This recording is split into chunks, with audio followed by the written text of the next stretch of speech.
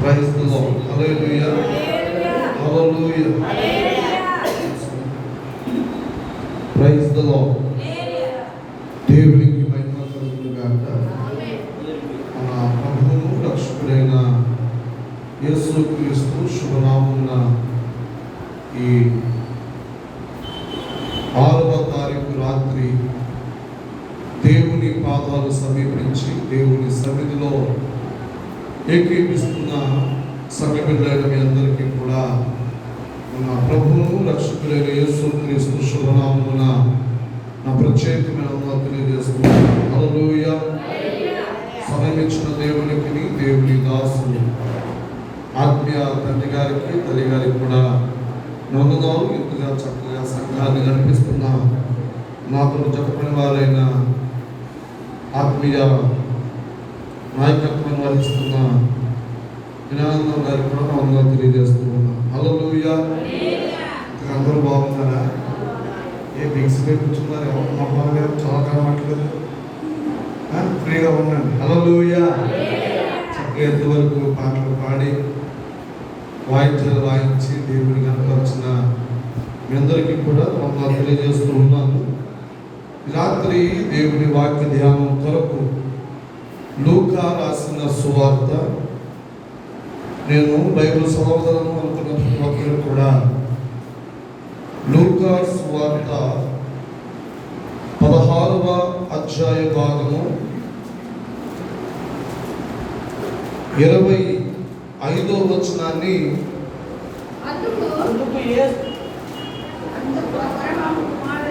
తప్పు పడకుండా, కంగారు పడకుండా, పోటీలు పడకండి. గిఫ్ట్ నేనేమి ప్రదర్శనలేదు. అలా చెప్పండి గట్టిగా, ప్రయత్నించి. అందుకు అబ్రహాము కుమారుడా, నీవు నీ జీవిత కాలమంతయు నీకిష్టమైనట్లు చాలు. హల్లెలూయా. ఈ 25వ వచనం చదువుతున్నప్పుడు ఈ వ్యక్తులు మీకు గుర్తుకొచ్చారా? పేరు చెప్పండి. ఎవరి గురించి మాట్లాడుతున్నాడు? అబ్రహాము ధనవంతుల గురించి మాట్లాడుతాడు, లాజరు గురించి మాట్లాడలేదు. జాగ్రత్తగా వినండి. ఇక్కడ మనం చదువుకున్న వాక్యంలో చిన్న మాట ఏంటంటే, దేవుని ఎరిగిన వాడు, క్రీస్తు యేసు రక్తములో కడగబడిన వ్యక్తి, యేసును ధరించుకున్నాను అని చెప్పుకుంటున్నాడు ఎవడైనప్పటికీ కూడా సేవకుడని, సేవకురాలని, సువార్తికుడని వేరెవరు అయినప్పటికీ కూడా నేను నా ఇష్టానుసారంగా బ్రతుకుతానంటే కుదరదు. నమ్మితే బిగ్గరగా చేతులు పైకి. హల్లెలూయా. మోషే ఏంటంటే, అవునా? ఏంటంటే, నేను నా ఇష్టానుసారంగా, లేక నీవు నీ ఇష్టానుసారంగా బ్రతకడానికి నీ ఇంటికాడ కుదురుద్దేమో కానీ దేవుడి దగ్గర మాత్రం పొరపాటున చల్లదు. ఇదే రాత్రి వాక్యం. నేను చెప్పేది చిన్న మాట. నీవు నీ ఇష్టానుసారంగా బతకడానికైతే బైబిల్ మొయ్యక్కర్లా.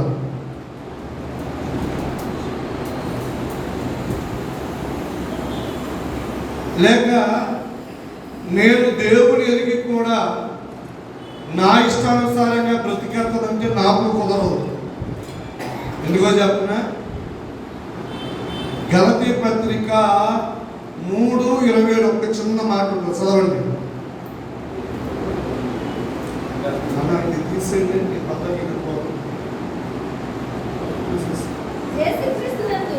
అమ్మ అందరికి దొరికిందా? గలతీ పత్రిక 3:27 చదవండి.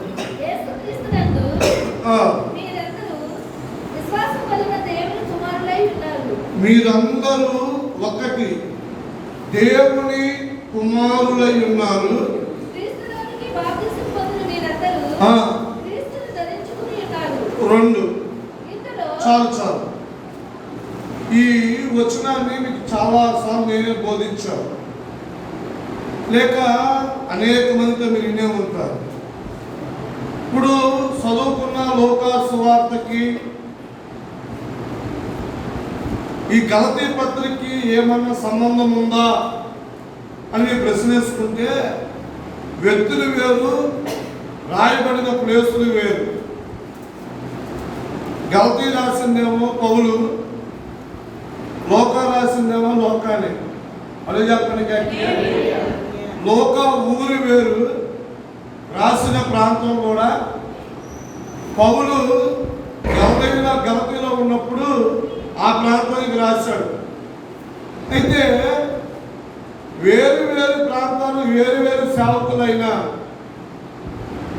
ఇక్కడ ఎందుకు ఈ మాట చదివించదంటే, నేను నా ఇష్టానుసారంగా ఎందుకు బ్రతకకూడదు అని క్రైస్తవుడు ప్రశ్నేసుకుంటే మొదటి మాట గలతీ పత్రికలో ఉంది కదా, నువ్వు దేవుడి కుమారుడిగా గుర్తింపు పొందిన వ్యక్తివి. అయ్యా మోహన్ రావు గారు, మన ఎవరమంట? ఎలాగా? నీ విశ్వాస పరిమాణాన్ని బట్టి, బాప్తిసాన్ని బట్టి కాదు. విశ్వాసం అంటే దేవుని నమ్ముట. అన్నారు, మీకు అర్థమవుతుందా? విశ్వాసం అంటే నువ్వు నమ్మావు కాబట్టి నీకు దేవుడు బిరుదిచ్చాడు. ఏమని? మీరు నా కుమార్తెలు, నా కుమారులు. ఒకటి, కుమారులుగా ఉంటమే కాకుండా నీకు దేవుని యొక్క బిరుదిచ్చాడు. దేవుడిని ధరించుకున్న వ్యక్తివి. అలా చెప్పండి గట్టిగా. ఏంటండి బాప్తిసం అనే మాటకు అర్థం ఏంటంటే పల్లెటూరులో ఉంటుంది. ఎలా మునిగేసావా, లేచిపోయావా, చాలా మోటు పదం. కానీ బైబిల్లో బాప్తిసం అనే మాటకు అర్థం ఏంటంటే పూర్తి మీనింగ్ ఇదే. 60వ పుస్తకం పట్టుకోండి. బాప్తిసం తీసుకోవడం అర్థం ఏంటంటే నా జీవితంలోకి యేసుని ఆహ్వానించాను. చెప్పబడతాం దగ్గరగా. హల్లెలూయా. నేను మీకు ఎలా పోలుస్తానంటే, వివాహం కాక మునుపు ఎవరి జీవితంలోకి స్త్రీ వచ్చే అవకాశం లేనే అంటామా? ఈమె నాది అని పదవి వాడుతున్నాను. హలో, సంబంధించిన మగవాళ్ళు, ఆడవాళ్ళు. అంతకుముందు ఈ పదవార్త ఎలా ఉంటుంది? అది వేరే విషయం. అంటే అంతకుముందు పురుషుడివే, ఆమె అంతకుముందు కూడా స్త్రీయే. కానీ నాది అనే భావం ఎప్పుడు వచ్చిందంటే, నీ జీవితంలోకి స్త్రీ ఎప్పుడు నీదైతే అయిందో అప్పుడు నీదది. అర్థమైందా?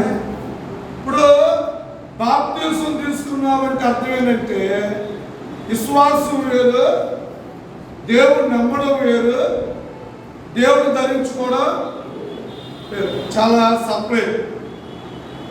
ఇప్పుడు దేవుడిని ధరించుకున్న వ్యక్తి యేసయ్యను నీ భాగస్వామిగా చేసుకున్నావు. ఏం చెప్పండి? ఒక మాట చెప్తా నీకు పూర్తిగా. యేసుని అడగక మునుపు ఈ జీవితానికి ఫుల్ఫిల్ కాలేదు. అయినంత మీకు ఎవరికన్నా? నాకైతే అవ్వలేదు. ఎప్పుడైతే యేసయ్య జీవితంలోకి వచ్చాడో ఈ జీవితానికి అర్థం ఉంది. అది చెప్పడానికి అందుకే అన్న యేసును రాస్తాడు. యేసన్న ఒక మంచి పాట మీనింగ్ రాస్తాడు. నీవు నా సొత్తు, నేను నీ సొత్తు. అది చెప్పడానికి ఎప్పుడిది? యేసు రక్తంలో కడగబడినప్పుడే నీకు ఆయనకు సంబంధం ఉంది. అప్పుడు దాకా నీకు ఆయనకి సంబంధం లేనే. అలాగే వివాహం కాకమునుపు నువ్వు స్త్రీవే, నువ్వు పురుషుడివే. కానీ నాది నా సొత్తు కానీ మీకు అర్థమైంది మీనింగ్? దేవుని ధరించుకున్నవాడు, దేవుని కుమారునిగా పిలువబడిన వ్యక్తి నీ ఇష్టానుసారంగా నువ్వు బతకొచ్చా? చెప్పాలా? బతకాలా? ఏది వినపట్లా సరిగ్గా? ఇష్టానుసారంగా బ్రతకూడదు. ఆ బ్రతుకుతున్నామంటే తిరగా చెప్తున్నా, నీకు యేసయ్యకు ఏ సంబంధం లేదని గుర్తు.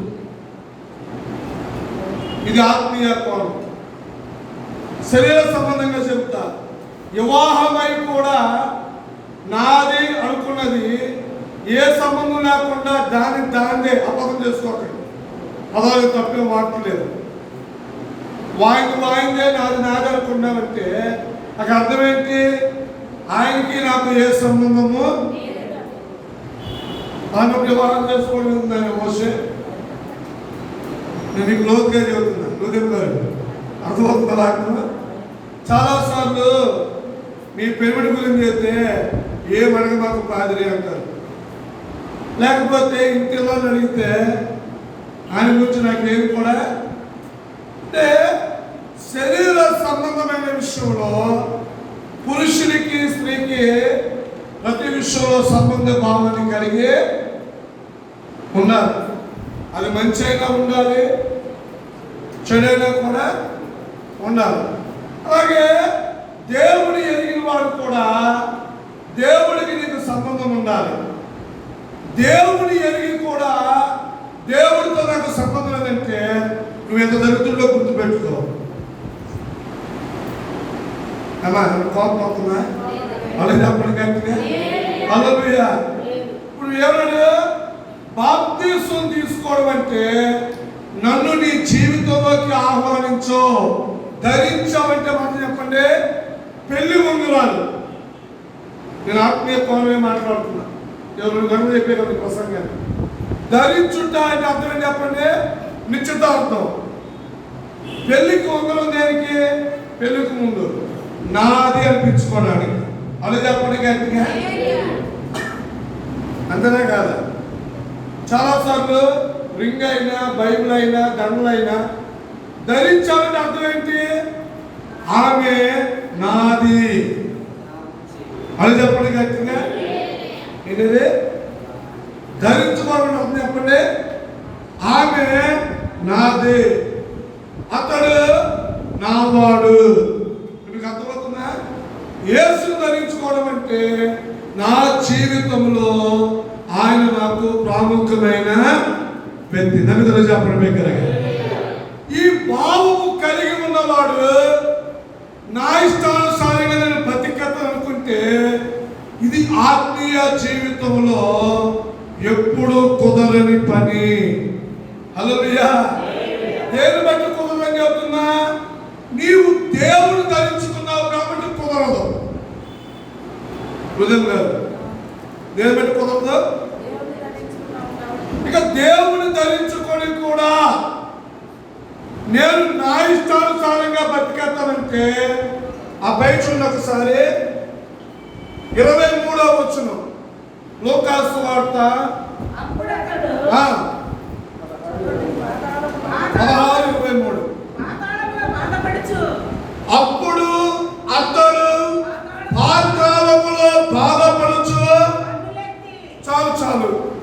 ఇప్పుడు వీరికి బాధ, వేదన, దుఃఖము అతనికే, అందరికి కాదు. కలిపి చెప్పే వాక్యం అయితే కాదు. అతడు అనే మాట యాకోబు. ఈ స్టోరీలో ఇద్దరు, కానీ రాస్తుంది ఇద్దరు గురించి కాదు. అలా చెప్పండి గట్టిగా. మనం చదువుకున్నప్పుడు లెక్కలు రాసేవాళ్ళు అన్నీ నా కొరకు, పచ్చలు నా కొరకు, బుక్స్ నా కొరకు. లాస్ట్లో తెలుసుకొని ఉంటే కనుక మీ వాడు కూడా జ్ఞాపకం చేస్తాను. అను చెప్పండి గట్టిగా. ఇప్పుడు అబ్రహాము మాట్లాడుతుంది ధనవంతుల గురించి, విశ్వాసు గురించి మాట్లాడట్లేదు. మీకు అర్థమవుతున్న వాక్యం? ఎవరి గురించి మాట్లాడుతున్నాడు అబ్రహాము?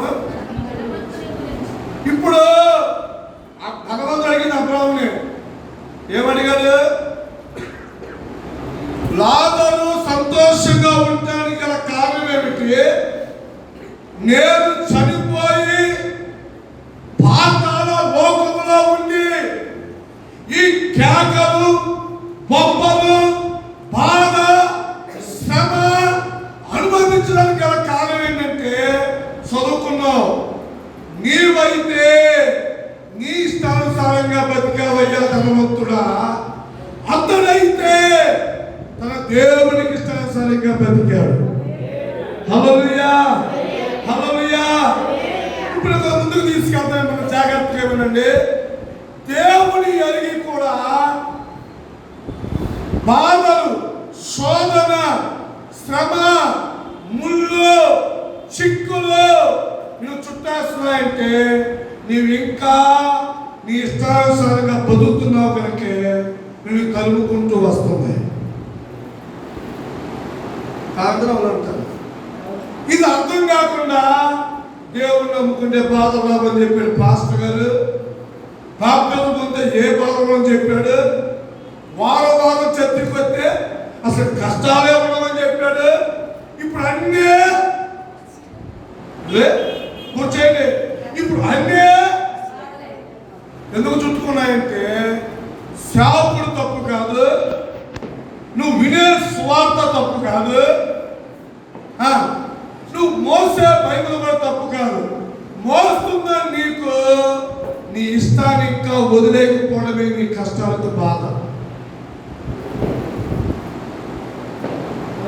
ప్రభుత్వం అవునా గారు, ఇస్సాక్ గారు అలా చెప్పడానికి పరిగెదే అబ్రాహీముడు ఆ ధనవంతుడు అతడు అక్కడ నుండి ఆనందించడానికి, సుఖించడానికి 10,000 మంది పరిశుద్ధులతో కలిసి వేవేల దూతల పరివారముతో సంతోషాన్ని కలగల కారణం ఏమిటి? నేను ఇక్కడ ఉండే బాధపడిన కారణం ఏంటంటే ఒకటే ఒక జవాబు, నీవు నీ ఇష్టానుసారంగా బతికేసావు నాయన. ఈ రాత్రి వాక్యం వింటున్న ఆత్మీయ సహోదరి సహోదరు, ఎన్నో సంవత్సరాలుగా వాక్యం వింటున్నప్పటికీ నీకు శోధన, శ్రమ ఎదురవుతుందంటే నువ్వు ఇంకా ఎక్కడో దేవుడికి ఇష్టమైన జీవితాన్ని జీవితానికి ఇష్టపడితే అంతకుముందు బాధలు పడ్డావు, ఇంకా బాధపడుతున్నావు. దానికి కారణం దేవుడైతే మాత్రం ఎప్పుడు కూడా కానీ, 2 సేవకుడు కాదు, 3 నువ్వు వింటున్న సువార్తకైనా కూడా కానీ. మరి ఏంటంటే కనుక నీ బ్రతుకును దేవుడు ధరించుకొని కూడా ఇంకా నా ఇష్టమే జరగాలి, నేను అనుకున్నదే గెలవాలి అని ఒకడు ఉంటాడు మూర్ఖుడు. నేను పట్టుకున్న కాలికి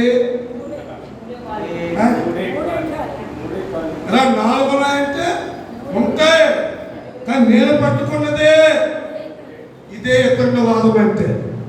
అలా చెప్పండి. అంటే ఆత్మీయ జీవితంలో నష్టపోతున్నప్పటికీ కూడా నేనే గెలవాలి కానీ నా దేవుడు మాత్రం గెలవాలి పట్టుకున్నావు. అదే నీ బతుకులో ఇప్పటికీ చెరువులో నీళ్ళు తాగట్లేదు, తాగేస్తున్నావు అంతే. అలా చెప్పండి గట్టిగా. సేవకులైనా సేవకురాలైనా విశ్వాసులైనా ఎవరైనా దేవుడు ధరించుకోకమునకు అది నీ జీవితం. దేవుడు ధరించుకున్నాక పౌలు అంటాడు, నీవు నా సొత్తు, మీరు విలువ పెట్టే కొనబడిన వారు. పనికి మన జీవితానికి ఎవరు విలువ ఇవ్వలేదు. జ్ఞానానందం గారు ఎవరు విలువ ఇచ్చారు ఈ జీవితానికి? ఒకప్పుడు ఎవడు దండం పెట్టలేదు మనకి, ఒకప్పుడు ఎవడు కుర్చీ వేయలేదు, వెళ్తే ప్రేమతో నీళ్ళు ఇవ్వలేదు, ఆకలి అయితే అన్నం పెట్టలేదు. ఇప్పుడు ఈ పనికి రావడానికే గౌరవిస్తుంటే ఆ గౌరవ పని నువ్వు పాడు చేసుకుంటున్నావు. ఈ రాత్రి ఆత్మీయ సందేశిస్తున్న నాతోటి సేవకుడా, విశ్వాసి నీవైనా నేనైనా నీవు నీ ఇష్టానుసారం బతుకుతావంటే ఇప్పుడు బాగుపడవు కదా, ఇంకొక 2 సంవత్సరం వచ్చినప్పుడు బాగుపడవు. హల్లెలూయా. అసలు ఎందుకు అలా బతకూడదు నీకు 2-3 మాటలు చెప్పిన వాక్యాలు ముగిస్తా. నేను రేపు ఉదయం ఇక్కడ ఉంటున్నాను, ఖచ్చితంగా పూర్తిగా మీకు అందిస్తాను. చదవచ్చు ఒకసారి. న్యాయాధిపతుల గ్రంథం, న్యాయాధిపతుల గ్రంథము 21-25. తాతలుగా ప్రార్థన కూడా చేయాలి కనుక వచ్చిందా? ఆ దినములో ఆ. ఇశ్రాయేలీయులకు ఆ. రాజు లేడు. ఆ. వారి వాడులు తన ఇష్టానుసారముగా ప్రవర్తించుకొచ్చును. అది ఇక్కడ ఒక మాట ఉంది. నీకు చెప్పేవాడు ఎవడు లేక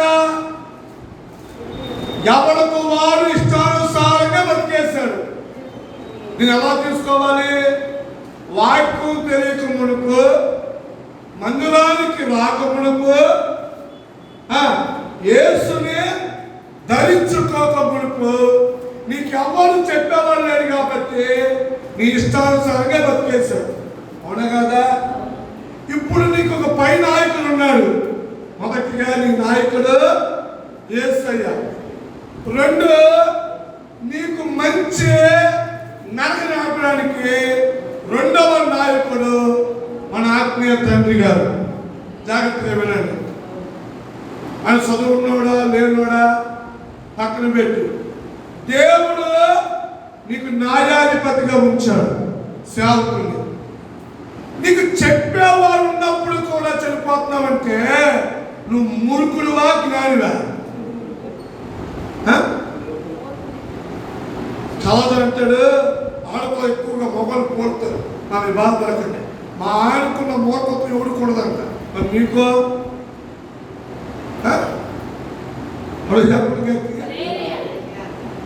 చెల్లి బాగా అర్థమవుతుందా? అడుగు చెప్పడానికి మా ఆయన మూర్ఖుడు, ఆడికి పుట్టినోడు మూర్ఖులే. మరి నువ్వే కావాలన్నట్టు నీకు చెప్పేవాడు లేనప్పుడు చనిపోయావు. ఇప్పుడు నీకు నాయకుడు ఉన్నాడు, బోధించబడుతున్నావు.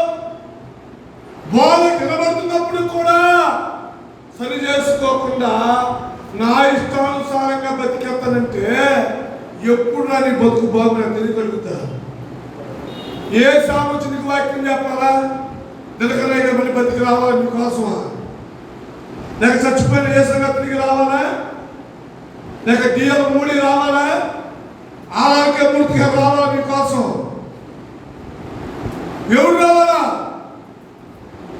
చక్కగా వాక్యం చదువుతుంది. నీకు ఎవడు నీ 10 అధికారులు లేనప్పుడు, నీకు బోధించే వాడు లేనప్పుడు నువ్వు దారి తప్పావు. బోధించే వాడు ఉన్నప్పుడు కూడా నువ్వు ఇష్టానుసారంగా బతికేస్తున్నావంటే నువ్వు మూర్ఖుడువా జ్ఞానివా? మళ్ళంటే బీబీబీ చదివాను, ఎంబీబీ చదివాను, ఎవడికి నీ చదువులు? అందుకే దేవుడు చెప్పారు, నువ్వు జ్ఞానివైతే సేవలాగా బతికేస్తావు. చప్పులు కొట్టండి గట్టిగా. హల్లెలూయా. జ్ఞానమైతే ఒకటే గుర్తు పెట్టుకో. లోతుగా నేను చెప్పను, మిమ్మల్ని లోతుగా తీసుకోను, చెప్పేది నేను లోతుగా చెప్పేస్తా. జ్ఞానిని అనుకున్న వాడికి ఒకటి ఉంటుంది, సరిగ్గా నడుపుతాడు. జ్ఞానికి సేవకు సంబంధం ఏంటి? ఇప్పుడు ఆలోచన చేశాడా? జ్ఞాని అనుకున్నవాడు నాలాగా ఉన్నాడు, జ్ఞానంలో సన్నగా ఉంది. అలాగే చెప్పండి గట్టిగా. నాకు తెలిసి మనకున్న మెదడు కూడా సేవకు ఉండదేమో చెప్పి చూస్తే. అలాగే చెప్పండి గట్టిగా. ఏమన్నా ఉంటుందమ్మా? ఉరుతుందా? మనకున్న మెదలో సేవ ఉంటుందంట అసలు. అది మెదడు ఎంత పడితే చచ్చిపోతారు. అలాగే చెప్పండి. కానీ ఆ భక్తుడు అంటాడు, జ్ఞాని మహారాజు యాసాకాలం ఎలా బతకాలో తెలుసు అంట. అలాగే చెప్పండి గట్టిగా.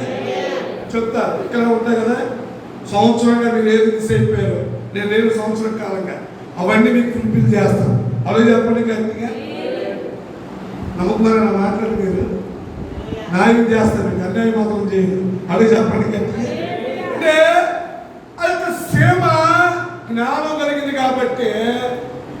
వానాకాలం వస్తే ఎలా బతకాలో బతికి నేర్చుకుంది. ఎండాకాలం వస్తే ఎలా బతకాలో నేర్చుకుంది. ఆహారం ఉన్నప్పుడు ఎలా బతకాలో నేర్చుకుంది. ఆహారం లేనప్పుడు అదే అన్నిటినీ అర్థం చేసుకుని బతికేవాడే జ్ఞాని. దీనికి లోటు లేవు, మర్మాలు లేవు, ఒంట్లో ఏమీ లేవు. అలా చెప్పని గట్టిగా నువ్వు జ్ఞానం అనుకుంటున్నప్పుడు కూడా మూర్ఖుడిగా బతికేది ఎవడు బాగు చేస్తాడు? ఇప్పుడు ధనవంతుడు గొప్ప పిల్లగా అని చెప్పడా? వాడికి ఏమీ లేదు, నాకు బట్టలు ఉన్నాయి. వాడికి ఇల్లు లేదు, నాకు మంచి కొంప ఉంది. ఓ మాట చెప్పనా, లాజరుకు ఉన్నదేమో మంచి జ్ఞానం, వీడికి ఉందేమో ఎదిగినాను. అందుకే అంటారు వీడి పెద్ద ఎనుభోగుడు పాస్టర్ గారు. ఏంటంటే అలాగే తెలుసు, మా ఊర్లో 5 ఎకరాల భూమి ఉందాడికి, అమెరికాలో ఒకడు ఉన్నాడు, ఢిల్లీలో ఒకడు ఉన్నాడు. ఆడనుభోగులంటే నిజమేనా నాయన? అన్నీ ఉన్నాయి కానీ సమయాన్ని బట్టి సందర్భాన్ని బట్టి బతకలేనుడే జ్ఞానం లేనాడు. బతకడం గొప్ప సంగతి ఏముంది? అలాగే మీకు అర్థమవుతుందా? మళ్ళీ చెప్పండి. ఇప్పుడు అన్నీ ఉన్నవారికి జ్ఞానం గొప్పదైనా దేవుడి దృష్టిలో ఏమీ లేకుండా సమయాన్ని బట్టి జ్ఞానంగా బదులు గొప్పడు అయ్యాడా? చెప్పాలి, అర్థమవుతుందా? అన్నీ ఉన్న జ్ఞానం గొప్పదైందా? ఏమీ లేకుండా దేవుడి చింగన బదులు గొప్పడయ్యాడా? దేవుడు చెప్పాడు, లోక జ్ఞానం ఎనిది, దేవుడి జ్ఞానం గొప్పది. నా మీద చెప్పబట్టాలి అంటే హల్లెలూయా. నువ్వు ఎంబీబీఎస్ అవుతాయినా చదువు, నీకంటే సేవలు బెస్ట్. బీకామ్ చదువు, సేవలు బెస్ట్. కలెక్టర్ ఆఫీసులో ఉద్యోగం చేయి, పిహెచ్ చేయి. సేవకున్న బతికే జ్ఞానం నీకు లేదు. సోమరం గారు, సోమరి అంటే అర్థం ఏంటి? తెలుసుకోలేని బతుకులో ఉన్నాడా? సోమరు చూడండి, ఈయన వదిలేస్తాడు. అదే జ్ఞానం అయితే ఎన్నది పట్టుకుంటాడు. అది చెప్పండి గట్టి. సోమరు అంటే నా భాషలో వ్యాఖ్యానంలో చాతకానోడా, చాలా ఘాటుగా ఉంటాయి. అది చెప్పండి గట్టిగా. ఎలా ఉంటాయి? ఏంటి పాస్టర్ గారు, అందరూ పని చేసుకుంటే బాబోడే నిద్రపోతున్నాడు. అది చెప్పండి. అంటే నేను మళ్ళీ వెనక్కి వస్తున్నాను, బ్యాక్ వస్తున్నాను. నీకు ఎవ్వడు చెప్పలేనప్పుడు, నీకు ఏమి తెలియనప్పుడు ఇష్టానుసారంగా బతికేస్తావు. ఇప్పుడు నీకు సువార్త తెలుసు, రక్షించబడ్డావు, విశ్వాసగా పిలువబడుతున్నావు. ఇలాంటప్పుడు కూడా నీ ఇష్టానుసారంగా బతికేద్దామంటే దేవుడు చూసి ఊరుకుంటాడా? నీకు దేవుడు అడగడా? ధనవంతుడు అడిగినప్పుడే నేను అడగడా? 25వ వచనంలో 120 పుస్తకాలు చదివాను. చెప్పండి గట్టిగా. ఏనుండే దాంట్లో ఒక ధనవంతునే ప్రశ్నించినప్పుడు దేవుడి పెట్టిన దేవుడు ప్రశ్నయ్యడా? ఏసు సందర్భం ఎక్కడ ఉందా? దేవుడి పెట్టిన ప్రశ్న సందర్భాలు బైబిల్లో చాలా ఉన్నాయి. మొదటి తర్వాత చెప్పండి. బైబిల్లోనే దేవుడి పెట్టని దేవుడే ప్రశ్నించిన వ్యక్తి బైబిల్లో మొదటి వ్యక్తి ఎవరో?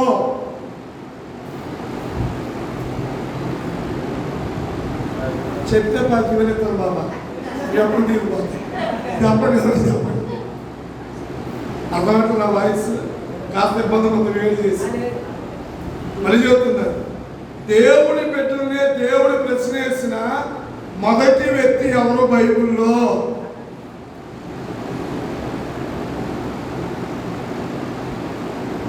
అయ్యగారు తప్ప, ఇద్దరు అయ్యగారు ఉన్నారు, ప్రభాకర్ గారు తప్ప ఈ నాటకం ఎవరైనా చెప్పచ్చు. ఇప్పుడు అలపా చెప్పచ్చు. మీకు వెళ్ళారు ఆమె చెప్పండి గట్టి. ఏమన్నాడు? ఆదాము అనుకున్నాడు నన్ను ఆయనే పుట్టించాడు, నా డాడీ, నేను కొడుకుని, నాకు ప్లస్ చేయలేమనుకున్నాడు. బాగా ఎదిగితే అవ్వ తప్పు చేయలా, ఆదామే తప్పు చేశాడు. ఇప్పుడు క్రైస్తవ కుటుంబాలలో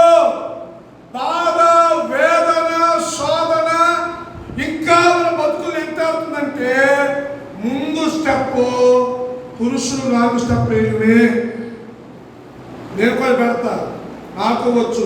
పురుషులకు వాక్యం చెప్పడం, సేవకు చెప్పడం మొదలు పెడతాను. నువ్వు చెప్పండి గట్టిగా, అన్నీ ఇక్కడే జరుగుతాయి. అని చెప్పండి గట్టిగా. దేవుడు కొద్ది జ్ఞానం ఇచ్చారు. అందరూ చెప్పకపోవచ్చేమో కానీ మీకు మాత్రం న్యాయం చేయగలరు. దేవుడు ఆదాముకు ప్రశ్న వేశాడా? హృదయం మిమ్మల్ని అడుగుతారు. అవ్వకు ప్రశ్న వేశాడా?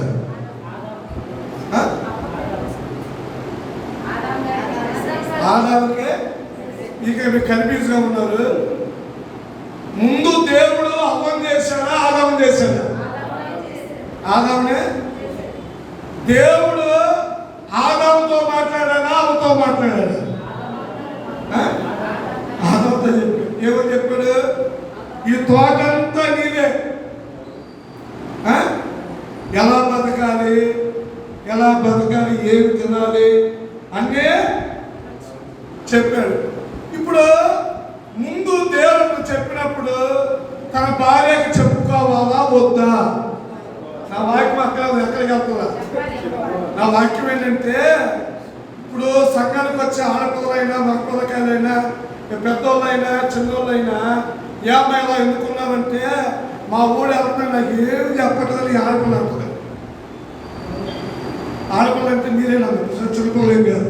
వాళ్ళు చెప్పండి కానీ ఈ మగపిల్లగాయలు అంటారు, ఏమయ్యా మీ ఆవిడ చర్చకి రమ్మంటే ఆయన నాకు ఏమి కూడా జరిగేది అదే. చర్చికి వచ్చి కూడా క్రైస్తవుడు భార్యలకు దారే పురుషులకు దారి అంటారంటే కమ్యూనికేషన్లో తేడా. ఆత్మీయ సావాసంలో మీకెంత జ్ఞానం లేకపోవడం, పేరుకి మాత్రం ఒకేసారి మునిగాం, ఒకేసారి పేరు మార్చుకున్నాం, ఒకేసారి అయ్యగారి పేరు పెట్టి అది గొప్ప. ఏమా అది గొప్ప? ఇద్దరికి జ్ఞానం కావాలి. ఇప్పుడు ఆదామునే దేవుడికి ప్రశ్నించాడంటే అవ్వతో దేవుడు ఏమి చెప్పాల్సినంత కూడా ఆదాముకే. ఇప్పుడు స్త్రీలు దారి తప్పుతున్నారంటే భర్త చెప్పుకోవాలి. భార్య దారి తప్పుతుందంటే భర్త చెప్పుకోవాలి. కమ్యూనికేషన్ లేకపోవడమే ఇంకా నిన్ను బట్టి నీకు శోధన నీ ఇంటికి. సాధారణ చెబుతారు, ప్రాంతం ఇష్టంగా వెళ్తే ఏమై ఇంకేదంటే మా ఊడు మాట్లాడలేదు ఫస్ట్ కొడుకు కాదు ఆయనే అని చెప్పండి. మా ఊడు ఫస్ట్ నాకు పదార్థంగా కలిగేవాడు. యువతం అంటే మా పిల్లకాయలు కాదండి, మా ఆయన్ని కట్టుకునేవాడే అని చెప్పండి.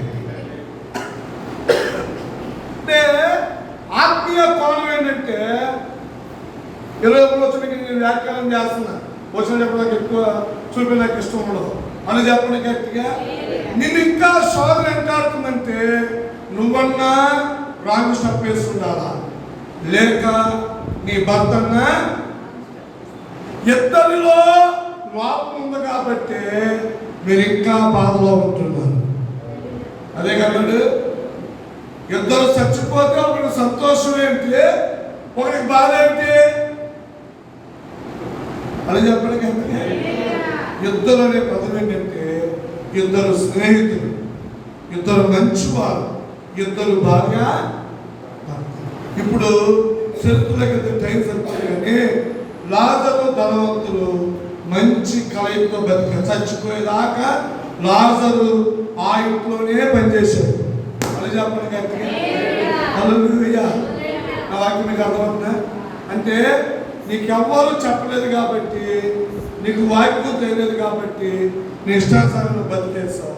ఇప్పుడు వాక్యం తెలిసినాక, దేవుని ధరించినాక నీ ఇష్టానుసారంగా బతికేస్తావంటే నీ చేతుల నువ్వే బాధలు తెచ్చుకుంటావు.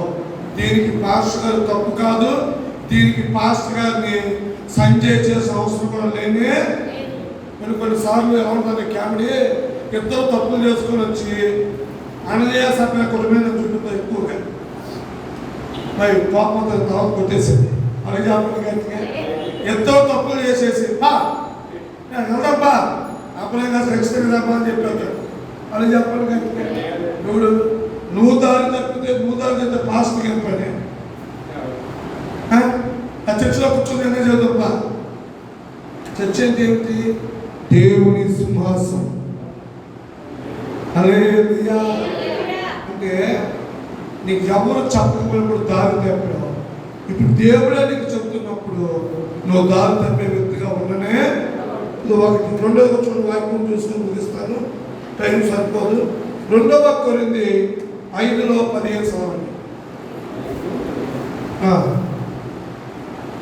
2 కొరింథీ 5:15 వచ్చు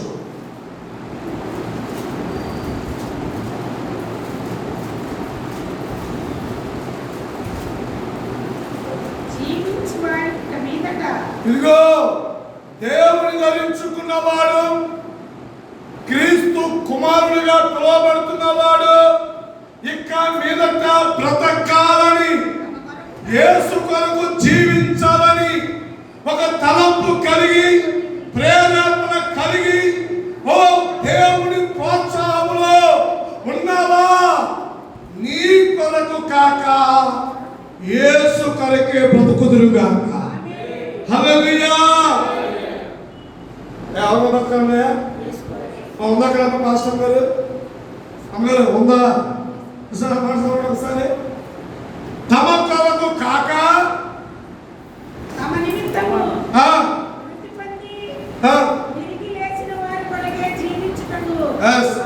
యేసు నీకు మార్పు రావాలని మార్చుకోవాలని మార్పు కలిగి బతుకుతావనే నీ కొరకు చనిపోయేను. చాలా మంది యుద్ధం నిస్సమర్పిగా చచ్చిపోయాడు పాపం ఎవరి కోసం చచ్చిపోలేదు రా నాయన. నేను చెప్తున్నా ఈ రాత్రి నీకు మార్పు వచ్చిందని నీ కోసం చచ్చిపోయాడు. హల్లెలూయా.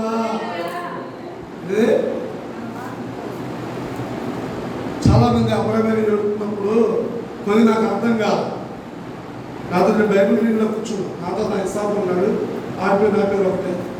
నా పేరు తొందరలో మారిపోతుంది. ఐసాక్ అబ్రాహం అవుతుంది. అలాగే అది ఎప్పటి నుంచి అబ్రాహం గారి కోరిక అది తొందరలో సంపూర్ణం అవుతుంది. ఆలోచించండి.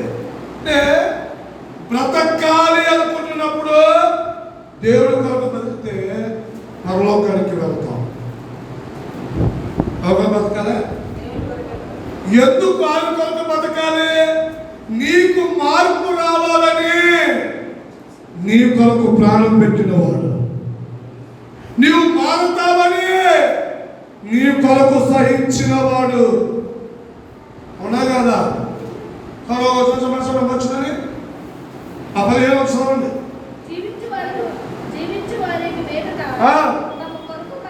అంటే అర్థం ఏంటి? ఎక్క మీద నేను అర్థం ఏమిటి? గత కాలం ఎలాగో యేసు కొరకు బతకలేదు. గత కాలం యేసు కొరకు ఆలోచన చేయలేదు. కనీసం యేసు ధరించుకున్న బిడ్డమైనా ఇక మీద తగినంత అర్థం ఏమిటి? ఒక తీర్మానంలోకి రావాలి. మా యేసు నా కొరకు శ్రమపడ్డాడు. నా కొరకు యేసయ్య దెబ్బలు తిన్నాడు. నా కొరకు సహించాడు. నా కొరకే భరించాడు. నా కొరకే ధృవీకరించబడ్డాడు. నా కొరకే తేలి చేయబడ్డాడు. బతుకులో నీకు ఆలోచన అంతకాలం నీకు మార్పు రాదు. ఒక బాట ఉంది. అబ్రాహ్మణ గారి ప్రాంతం దక్కలే. మార్పు చెందవా నీవు, మార్పు చెందవా నీ బ్రతుకును మార్చు. ఏ బతుకు మార్చుకోవాలి? ముందు నీ బతుకు మార్చుకొని నీ ఇంటి బతుకు మార్చు. ఇప్పుడు వెనక ఒక చరిత్రలోకి ఆదాము తన భార్యకి చెప్పుకుంటే అన్ని తిప్పులు అతనికి వచ్చేవి. నేను వాక్యాలు ముడేస్తున్నా. నాకు వాక్యాలు ముడే చదవాల్సి ఉంటుంది. ఎక్కడ ఆపేసి ముడేయాల అలాగే చెప్పడం గట్టిగా. అవునా కదా? దేవుడు రెండో ప్రశ్న వేశాడు.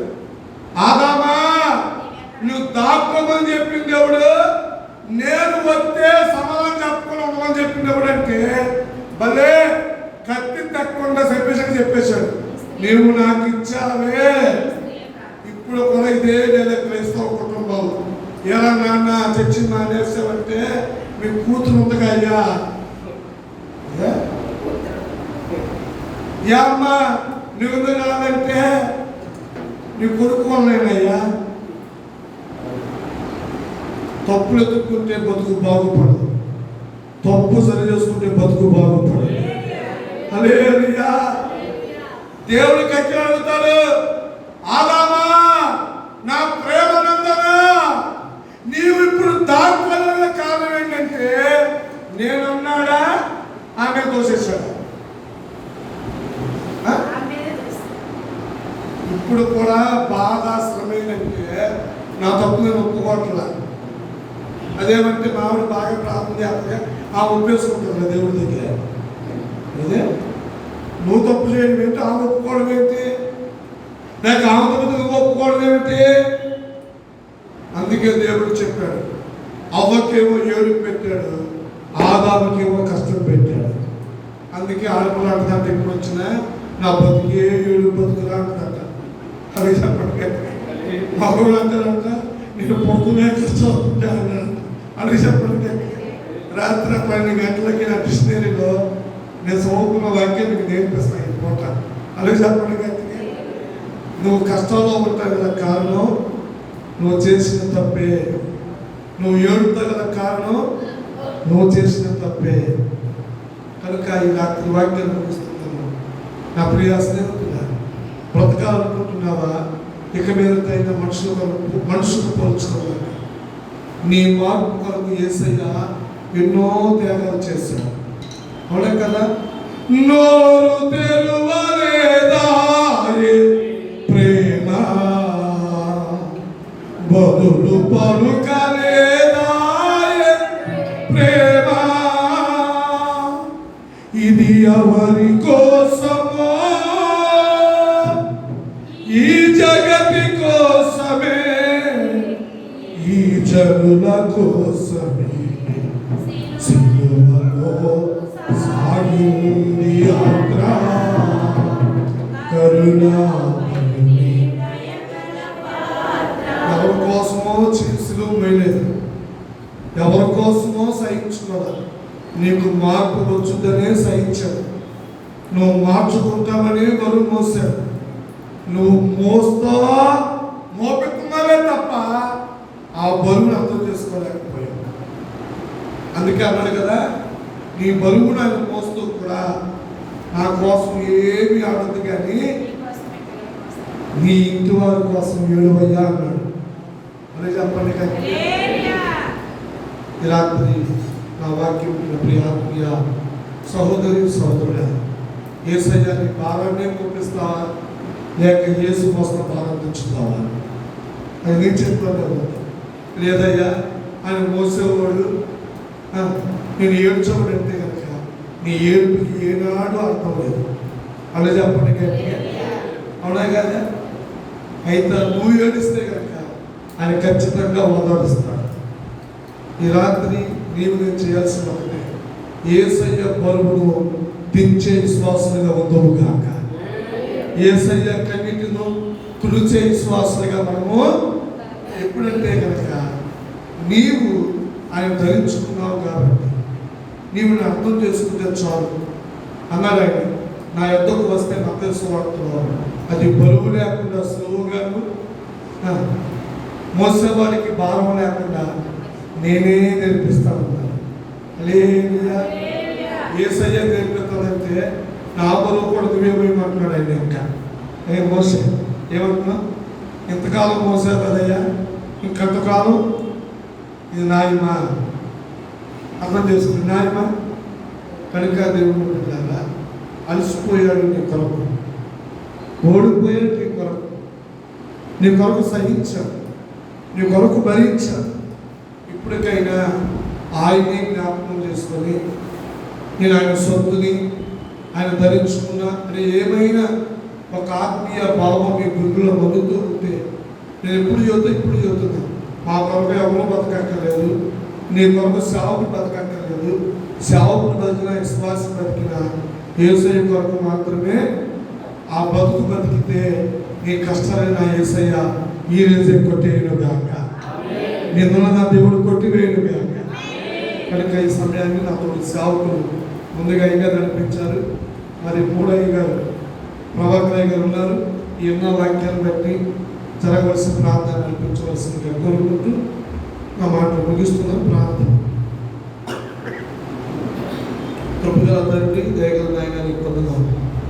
ఈ రాత్రిలో చిన్న శ్రేష్టమైన మాట, మేము నీ ఇష్టానుసారంగా జీవిస్తేనే